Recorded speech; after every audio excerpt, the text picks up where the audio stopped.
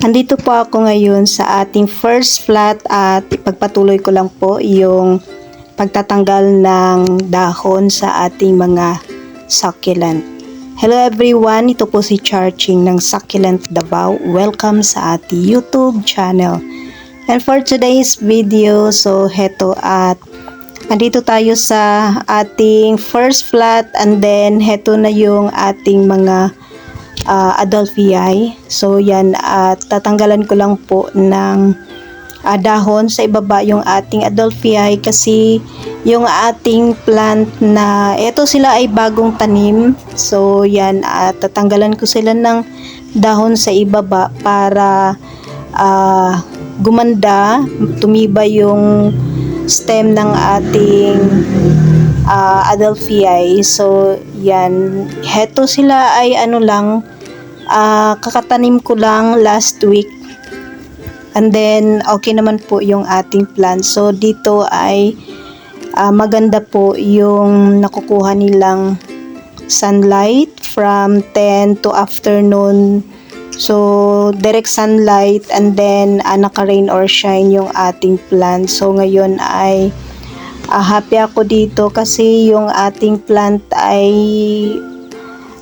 medyo gumanda, unlike nung mga plant natin sa loob sa my terrace ay hindi maganda kasi green na green. So ito sila ay ayan, nagta-turn into light brown yung kulay. So yung ating ito yung ating lemon cactus na tinanim dito. So bala ko silang palakihin. So yung ginagawa ko ay yan, tinatanggalan ko sila ng pops para walang kaagaw yung mother plant.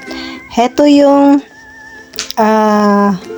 project ko, isa sa project natin ngayong 2026, yung pagpaparami ng ating mga succulent. So heto yung pinaparami ko, yung ating Rhaptophyllum Adelphii. Sobrang tibay niya dito sa lowland.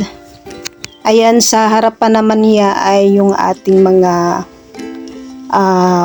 hawortias.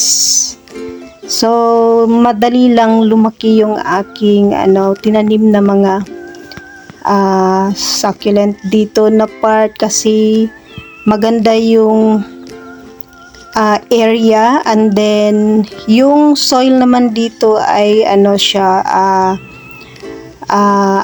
may halong charcoal, pure soil, yung topsoil, and then ayan, so okay naman po at nagustuhan ng ating succulent. So hinihintay ko lang na gumanda yung ating mga plant dito kasi kakatanim ko lang. So ang ginagawa ko pag medyo ganyan siya matanmlay ay ayan, nilalagyan ko lang ng stick para tumayo yung ating plant. Yan, kitang kita na hindi pa masyadong maganda yung kanilang stem. Ayan, pa sila yung yung white. And then yung ating mga dito, tinanim ko na heto yung flapjack. Ayan, okay na sila. So hindi ko sure kung ba sila makasurvive dito kasi to sila na dehydrate doon sa may bougainvillea area. So yung ating tinanim na mga succulent dito ay from leaf propagation.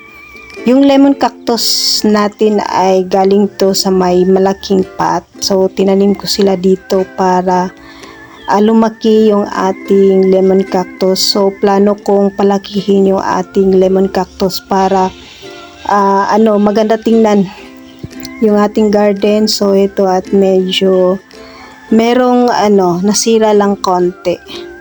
Ayan, so bala ko pa na dagdagan yung succulent dito na area para maganda tingnan yung ating garden. So meron pang space. So unti-unti iniipon ko yung ating mga malalaking cactus. So pinapalaki ko yung mga mother plant. Tinatanggalan ko sila ng pops. So, itong ating lemon cactus ay sobrang bilis po mag-pop. So, yan yung chine-check ko araw-araw kasi ayan sa baba, madali lang siyang mag-produce ng pop. So, pag ganyan, tinatanggal ko yan para walang kaagaw yung ating mother plant. Ayan. So, meron akong nakitang gymnocalycium na malalaki. So, bala kong ilagay dito na area para makita ko na lahat yung mga malalaki kong cactus. Mga large size na po yung ating mga gymnocalycium. So, heto lang yung nagawa ko last week. And then, meron pa akong ginagawang isa pang project sa my terrace naman. Yung mga cactus ko doon ay aayusin ko, and then meron akong idadagdag sa my terrace.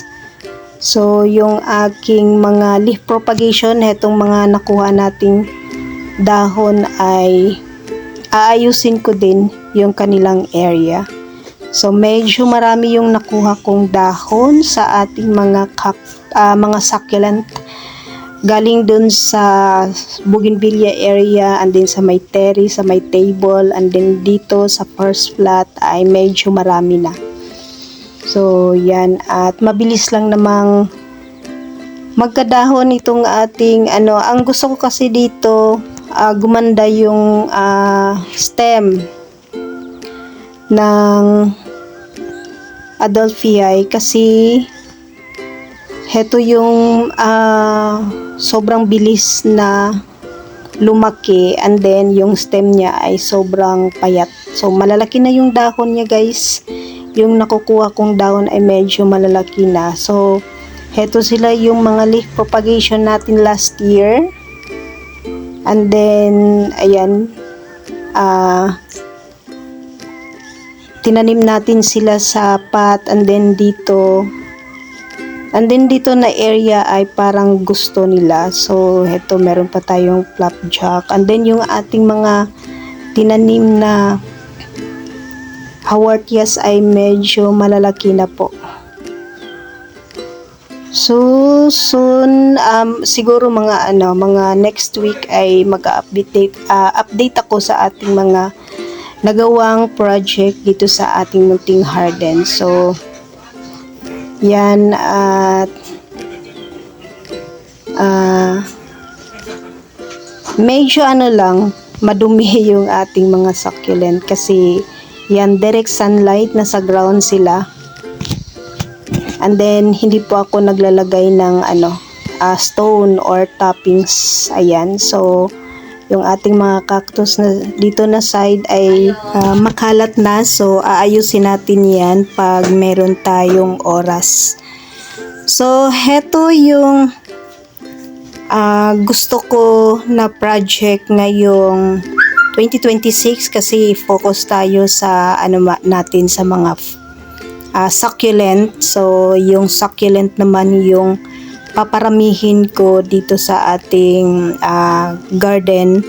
And then, meron pa akong isang gagawing project sa atin namang mga cactus na echinopsis. So, yan, abangan nyo kasi, ayan, ang dami nating gagawing dito sa ating garden. So, gusto ko every month meron akong nagawang project na kakaiba naman.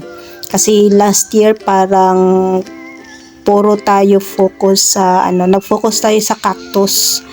And then ngayon naman na taon ay mag-focus siguro ako sa succulent. Magpaparami tayo ng succulent. So kahit na ganitong variety lang, so paparamihin natin sila dito sa ating munting garden. So yan guys, yung update sa ating mga cactus and succulent na bagong tanim dito sa ating first flat garden. At kitang-kita naman na medyo alive na konti yung ating mga succulent na tinanim dito na area. And that's for today guys. Maraming salamat po sa inyong panonood dito sa ating YouTube channel. Thanks for watching and God bless.